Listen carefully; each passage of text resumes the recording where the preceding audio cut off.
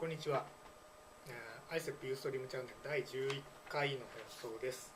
今回は、ちょっとショートノーティスで申し訳なかったんですが、特別放送として、デンマークサムソ島 100% 自然エネルギーの物語というタイトルで、サムソエネルギーアカデミーダイレクターのソーレン・ハーマンセンさんをお迎えして特別番組をお送りします。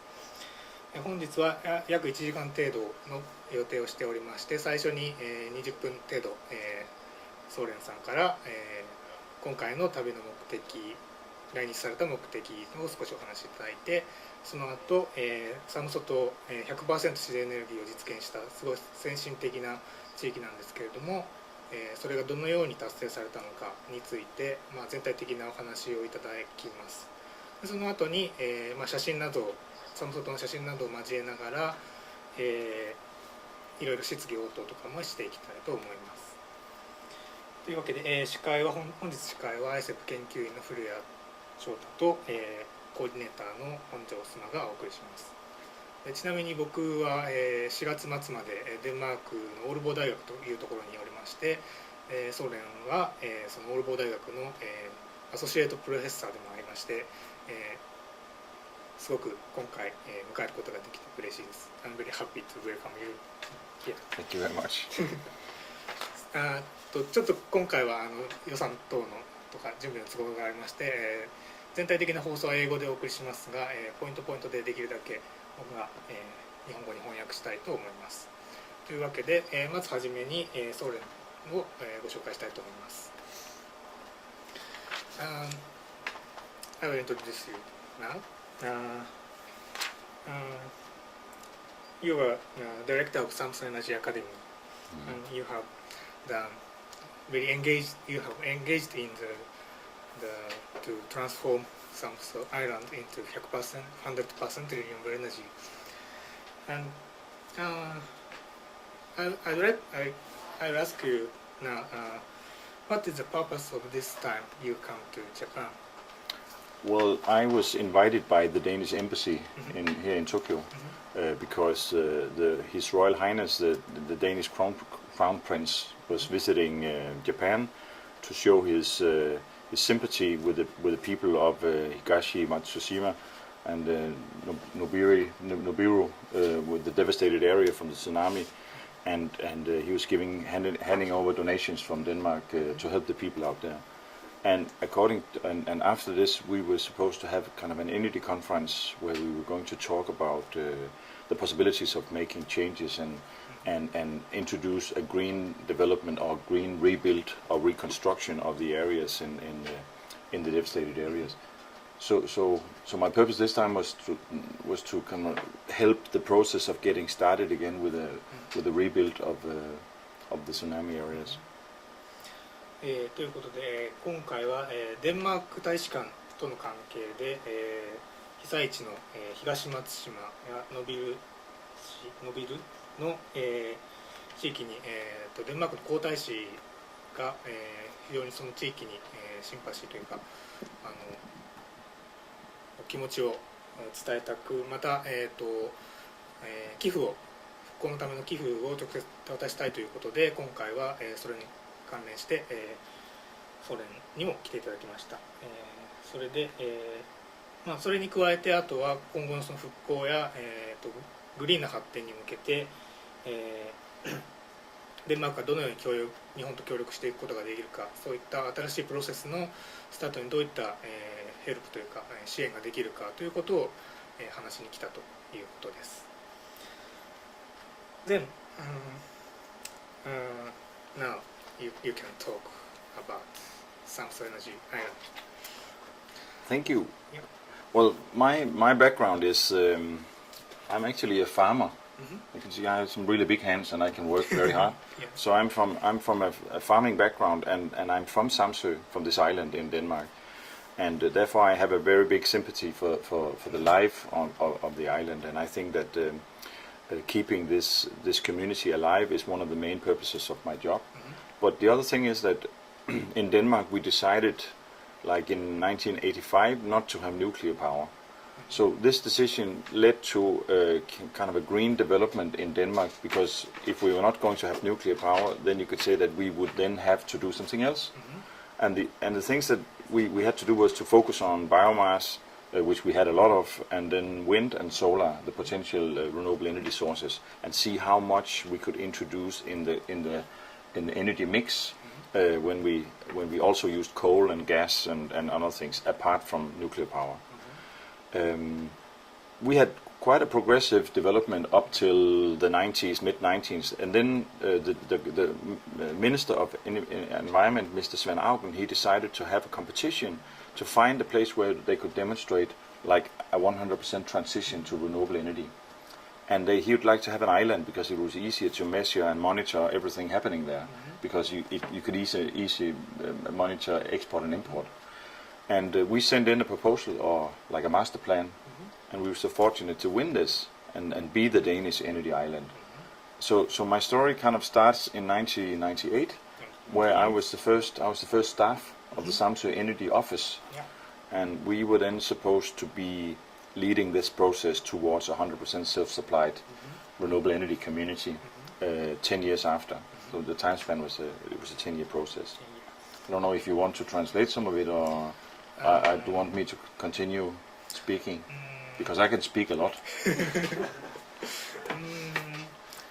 今回は、ですもんね、今回はちょっとできるだけたくさん話してもらいたいので、翻訳をしないで、一応話していただいて、その後アーカイブしたものをできれば誰かボランタリーに書き起こして翻訳してもらえればありがたいなと思うので、今回は英語で訳させていただきます。So you can speak only English. Okay. Then you can. So based on the master plan, we then had to find out how can we actually transform the original fossil fuel community to a complete renewable energy community. In the beginning, it was really difficult because people kind of said, well, this sounds very interesting, but it also sounds very complicated, and it sounds especially very expensive. And we are not rich people, so how can we actually do this? So my job was in the beginning actually to talk to people about the difference of you could say, having a fossil fuel dependency. Because you could say in 1998, the cost of oil was about $30 per barrel. And we learned, like we could say 10 years later, it was $130 per barrel. We didn't know that then, but we predicted that oil prices would go up. Maybe not so much, but it would go up. So it was interesting for us to say to people, okay, imagine that the oil price will double or maybe triple in the time span of 10 years. Then the cost of renewable energy will be so much cheaper compared to the price of today, and that is back in 1998. And people started wondering, that's true, it might be interesting to see that. And then gradually we got people on board the project. They said, okay, maybe we should look at it. And they started investing in small projects in the beginning, and then gradually we invited them to be parts of bigger projects also. But it took maybe 1 or 2 years before we had a general positive atmosphere. Because people were kind of reluctant and saying, well, it sounds nice, but maybe not for me. Somebody else from Copenhagen or somewhere else.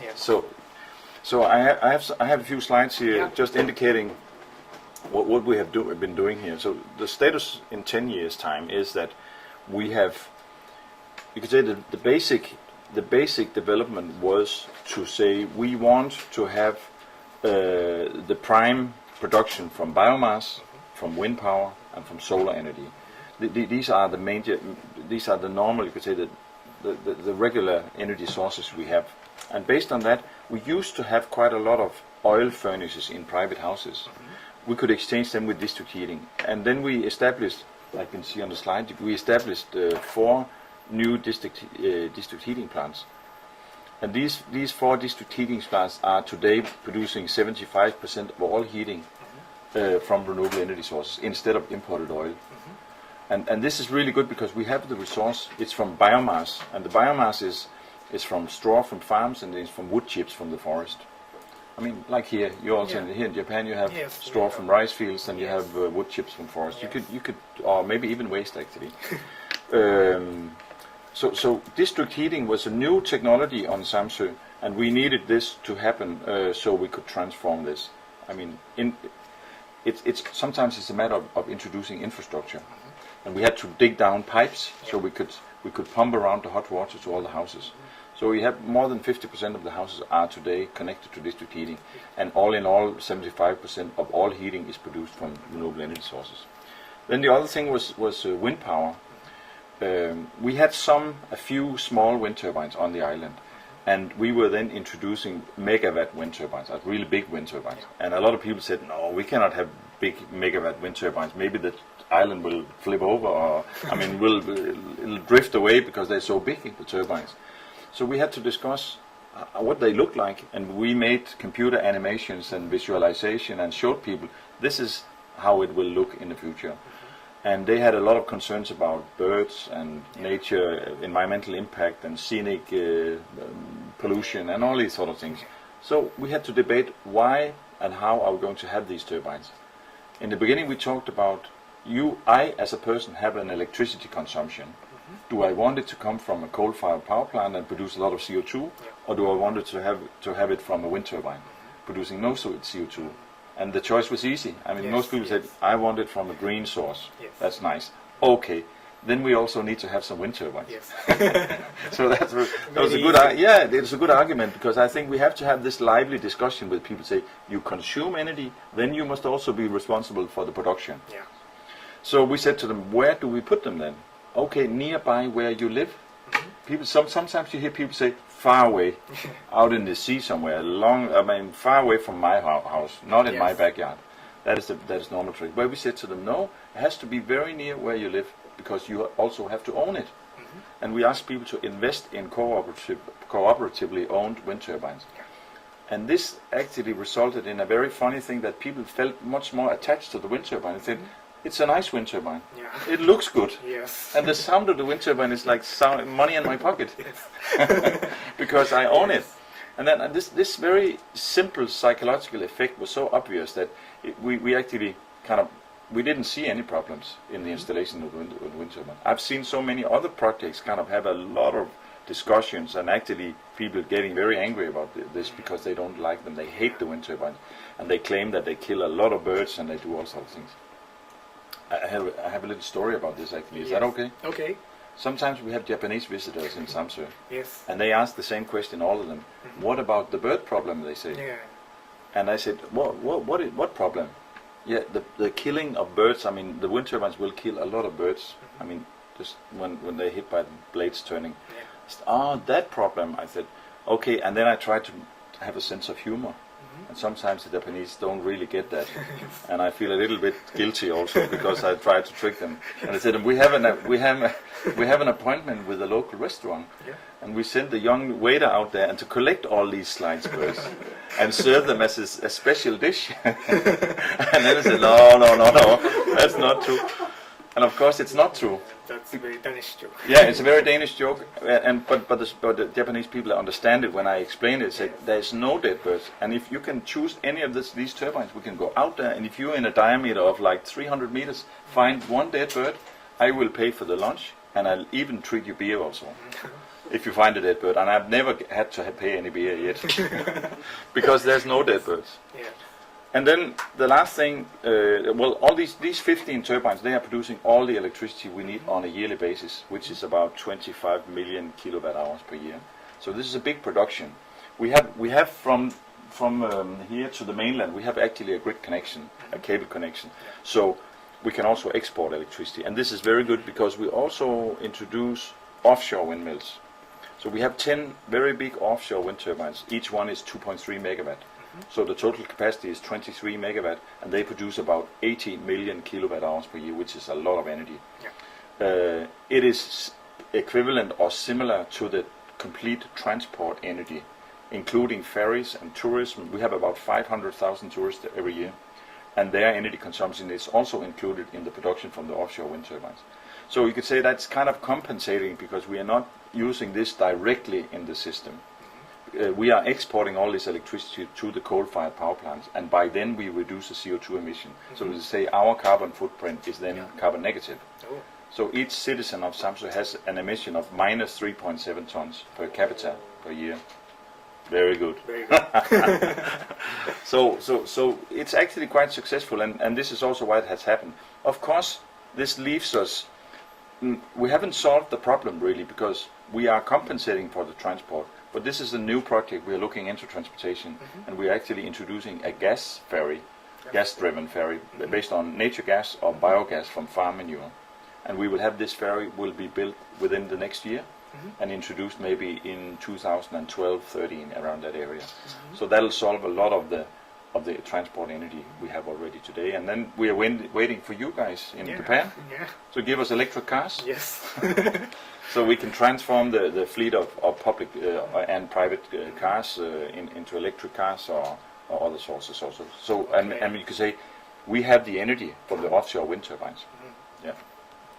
All right. So you could say mission is complete. Yes. We have achieved 100%, and we have reduced the CO2 emission by 140%.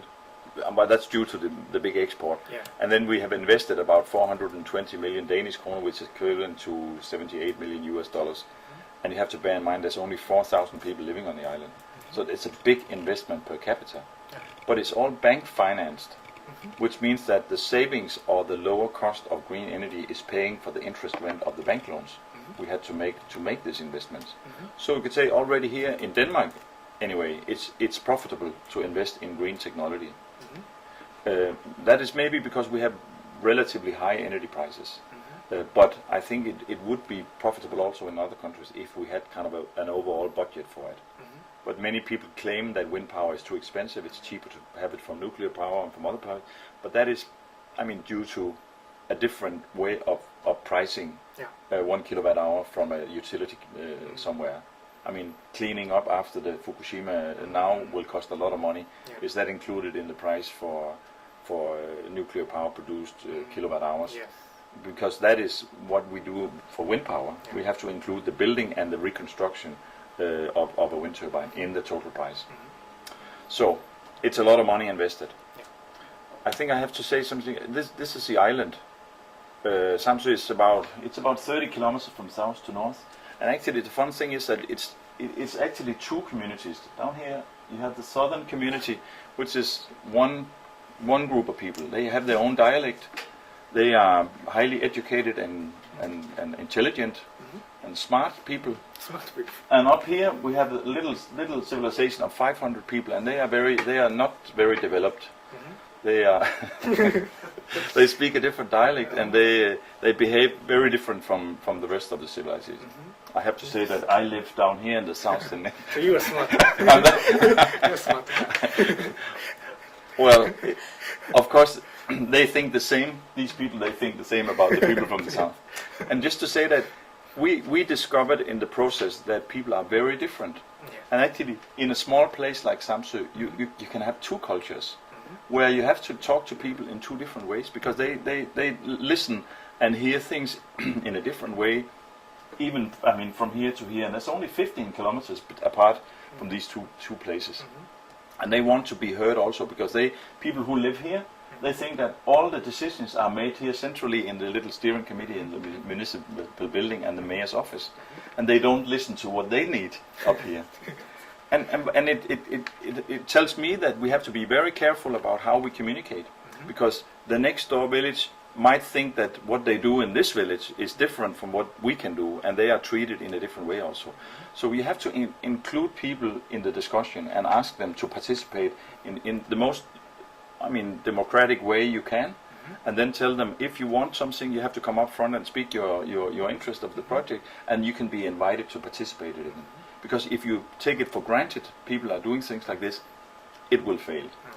Somebody will say, I'm not invited, so I'm disappointed, and I'll just stay out of this. And if you are disappointed, then you'll start rejecting and say, I don't like wind power, it's too noisy and they kill a lot of birds.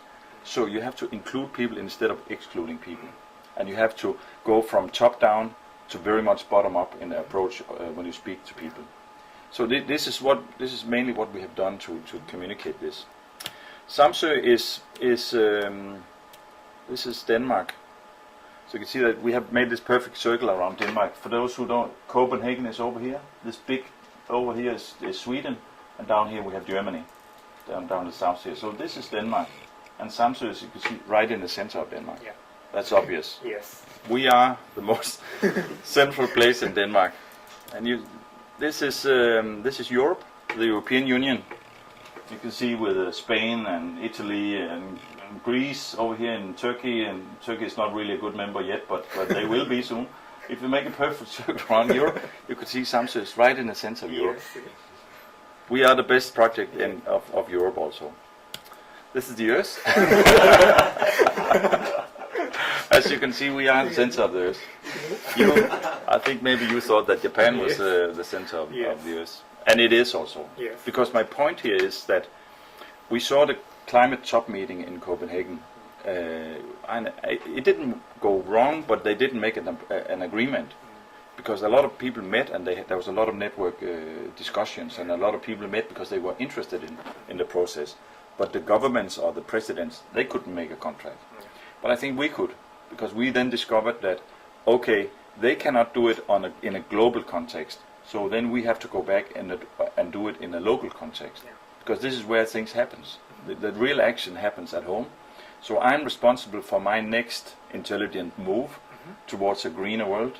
And you are too. Yes. So if we do that, both of us do that, we will communicate this easily, because I mean, internet and everything else. I'll tell this on the internet and send it out on YouTube or wherever, and you'll read about it quickly after. So we can share this information. So I think a global movement will start at home with your own turf. So instead of saying think global and act local, we have rephrased that, and we say now today we say think and act local. And this will have this global effect. I mean, you have the old saying, the I don't know what you call it, the wing of the butterfly can start a tsunami in somewhere else. And I think this is also, in a good way, in a positive way, the case. If you start a good process, it will have an effect somewhere else. So I mean, this is leading up to today. Yeah. The Samsø project is now kind of a successful project, but we haven't solved everything yet, because we have to look at the next 10 years or the next 20 years. So now we are heading for a project we call the fossil-free island. So Denmark has stated, or the Prime Minister of Denmark has stated, that Denmark in 2050, which is a long way from now, will be fossil independent. And where Samsø, we have then quoted that, well, we can do that faster. So on Samsø we'll be fossil independent or fossil free in 2030. So hopefully you'll speed up the process of producing good Japanese electric cars, so we can buy them and exchange our fleet and do something about transportation, which is it's one of the big energy consumers of the world. And then energy efficiency, build better houses and more insulation in the roofs, and be more intelligent in the way we consume and produce energy. So, thank you. This was my introduction to the Samsø project. All right. Okay. Thank you. Thank you, Soren. Now you talked about the importance of communication, or inclusive way of communication. It's very important, and we Japanese can learn how you coordinate or you facilitate the process to 100% renewables. Then, どうしよう、先に写真やります。So now we would like to raise some questions to you. Yes. My first question is that you mentioned about bird and wind. In Japan now we are going to increase wind turbines, but because we lack in the appropriate regulation or rules to select the place of the wind turbines, or how we can use the areas. We don't have very detailed rules for the construction or planning. So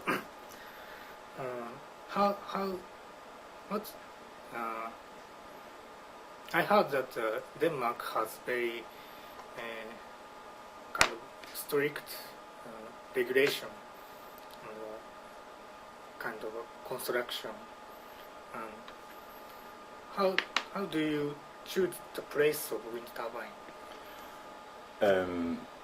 Well, the choice of place is a planning process where you could say that it's a mix of private interest. If you have most of the land in Denmark is owned by farmers, and the farmers, they have a clear interest in having wind turbines on their land because they can either own the wind turbines or they can lease out land to build the wind turbines on. So they have a financial interest in the project, and some of the farmers also have a green interest because they like wind turbines. And then you could say we try to mix it with community-owned wind turbines also, and then we say to the farmers, okay, if you want to have a wind turbine there, would you then allow us to lease a piece of land or buy a piece of land to have next to your wind turbine a cooperative-owned wind turbine? Then in the planning, the Danish planners or the authorities have said that we don't want to have one turbine in one place, because then we have one here, one there, and the planning will be very confused and very bad. So we want to have groups of wind turbine, and a group in Denmark is defined like 3 to 5 turbines. So you need 3 turbines to be a group. So 3 to 5 is a group, and more than 5 is a park, a wind park. Yeah, and some places like Samsø has not been recognized as suitable for wind parks. A wind park is too much. To have more than 5 turbines in one place on Samsø will kind of dominate the landscape. So we have some rules trying to indicate what type of construction can you have in specific types of landscape, which is good for the planners.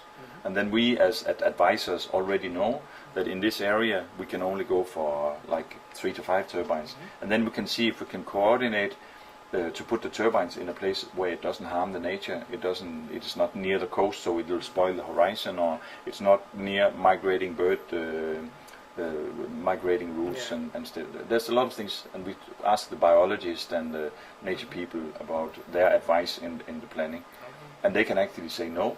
They have in the hearing process, when we send out the plan, they can say we like the turbines to be moved a little bit more this direction, because there's some birds that move this in this direction. So it's actually a very what do you call it, holistic planning, where we try to listen to all the interest of people here. So normally, how long does it take to from first planning to construction? Yeah, that's a very good question, because sometimes if there's no problems at all, if it's in pure farmland where there's no interest in at all, it can take maybe 3 to 6 months. But if it's a problem area where you have some people with specific interest, it can be not just on their because of themselves. If they have a house nearby the wind turbine, they can say, no, we don't want to wind turbine because it'll bring down the price of my house, or so I need some compensation for this. And then we have to negotiate the compensation on sort of things, and it can take quite a long time. So sometimes up to 2 years actually. 2 years. Yeah. So democracy needs time. Yes, you need time to talk. I mean, in the planning you have to be prepared for a process that takes time. Yes. Oh, I see. Thank you. You're welcome. 何か質問ありますか? What is the current energy distribution of Denmark? Not nationally. We have a very good very strong grid and network, and this allows us to have about 6,000 wind turbines in total in Denmark, and about 20% of all electricity is produced from wind power, which is amongst one of the highest percentages of nations in the world. And it's only possible because we have what is called a decentralized structure. We have 6 or 7 coal-fired power plants, like big central power plants, and they are old, and we're actually working to decommission them now because we want to reduce the CO2 emission, and then have decentralized combined heat and power units to heat the houses in the wintertime and produce electricity also. And if we have enough of them all over Denmark, then you could say that the structure will then be stronger, because then you can actually have islands in Denmark, not physical islands, but islands in a system meaning. So the controllers of the system can then say, well, the wind turbine has stopped producing out there in the west, so we can decouple some parts of Denmark and say now they have to run their own system. So it's actually a more flexible and more intelligent system, and you can at all time use the most profitable energy source and redirect it and say now it's combined heat and power, and the main source is wind power. In a moment the wind will drop and we'll then fuel up the straw-fired combined heat and power plants. It's kind of similar to the smart grid idea, right? Yeah, it is. It is the beginning of the smart grid. That's right. And this is the aim is to be complete smart grid system.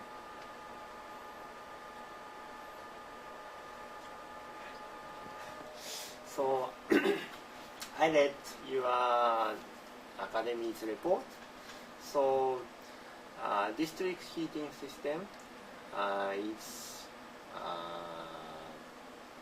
constructed by leading people in Samsø. So how they study about the energy or green technology, and how they do about this system. Well, it's a good question actually, because it leads to. I didn't mention this in my introduction. We had to educate the plumbers and the business people to know something about district heating, about solar panels, about wood chip boilers, and about piping and all these sort of things, because this was new. Of course, they are skilled workers and they can weld and they can do things. So it's not a matter of their capacity as technicians, but it's a new technology, and we need to train people to install things like this. So what we did was we invited we have an institution in Denmark called the Institution of Technology, and it's an educational program, and we invited teachers to come over and train the plumbers and the blacksmiths of Samsø. So they were then certified installers of district heating, of solar panels, and of wood chips and stuff like that. So then, they were qualified, and they could also have a security stamp on it. So if they make a failure, they were included in the branch of security of installing the capacity. But it took a little time to convince the plumbers that they should participate in this, because they said, yeah, I don't need to do that, I can fix this, I can put up a solar panel. But they couldn't. They made a lot of failures. So actually they generally accepted that it was good for business that they had this ability, because otherwise we would invite certified plumbers from outside to Samsø, and they didn't want that. They wanted to have the jobs also. So it was a really good question, because it is a good driver also for a local community that green technology creates new jobs or keeps the jobs locally. Yes. I have one more question. You mentioned that the facilities in the Samsø Island was financed by the local residents by bank loan. So how bankers can make the decision to make loan for the residents? That's also a very good question. Yeah, because that is the other side of the coin. I mean, the financing is difficult. If the banks don't see the potential of this, they won't give you the money. Mm-hmm. So we have to find a way to convince them that this is a profitable investment. So to give us the money, we need to know the price, and for that, we in Denmark we have a politically decided minimum price for electricity if you have a wind turbine, which is called in English it's called the feed-in tariff. Yeah. And the feed-in tariff is really good because it gives me as a private investor a security of price for the next 10 years, which allows me to go to the bank and say I want to invest a sum of money in a wind turbine, and the bank will say yes, and what is the payback? And I can then say, okay, from the predictions of the wind speeds and the production here, which are very accurate, we have a world wind atlas where you could see the wind speeds in average per year almost all over the world. And it's very accurate actually. You can have variations, but not a lot, especially not for the big turbines. Then you know the production in kilowatt hours per year, and you know the minimum price. So you would minimum have this income per year for your investment. And because this is a traditional thing in Denmark and there's a lot of experience, then the banks can check it and see, oh, it's correct, it's good information, so here you have the money. And the same thing with district heating. The investment in a new facility compared with the price of oil was so much cheaper, maybe 20% cheaper than oil, then you could see that every year it would be profitable. They would actually save money on top of the bank interest that they had to pay for the investment. There'd still be saved sum of money per year. So the banks would be, they were safe. So it was not even near a risky investment. It was really safe investment in infrastructure. So I think due to a national top-down policy, having a feed-in tariff and all these sort of things, we could work with the banks and they could work with us also. But it was essential that we had this political decision, like a framework of energy security or energy pricing. Yes. Now we may have new energy policy as a feed-in tariff. Yes, I heard about that. Yeah. Yes. That's very good. It's very good. Okay. So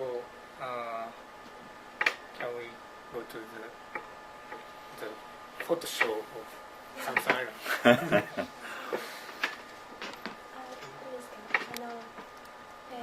今年の4月にサムソ島に伺ってきたんですが、今ここにいる人たちは事前にサムソ島について知っている人たちなんですが、今日本はこの大変な状況でエネルギーシフトについて成功しているサムソ島のことについて知りたいという方がたくさんいらっしゃると思いますので、この後よかったらその写真をお見せしながら、それについてゾーレに簡単にその発電所の説明をしていただけたらと思います。So, now Japan is a very serious situation. So, a lot of Japanese want to know about Samsø. So, could you explain about easily with photos? じゃあ写真をお願いします。Yeah, you have some photos. Oh. その全部です。いいですか？全部。まんべんなく入れてます。順番。特に大丈夫です。一つずつ。太陽光とか。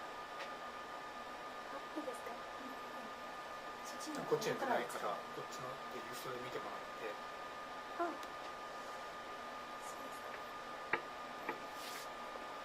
空は私のですね。ないから。そうですか。サムさんの方に画面から見せます。そこにするとそこで見ながらですね。こっちで郵送を開いてるんです。はい。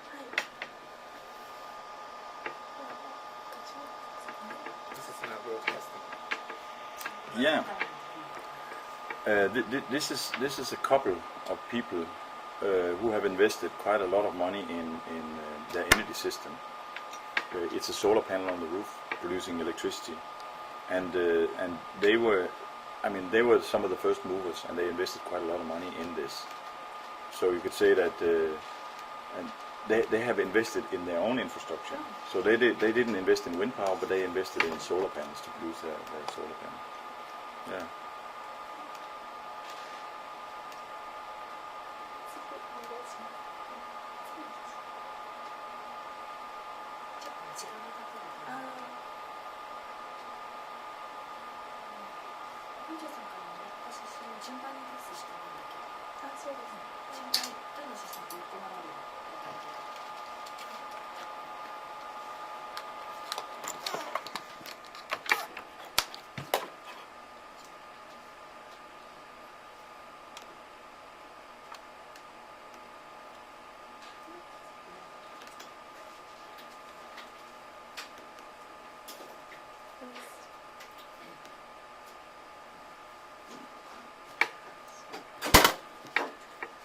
So this is the Energy Academy.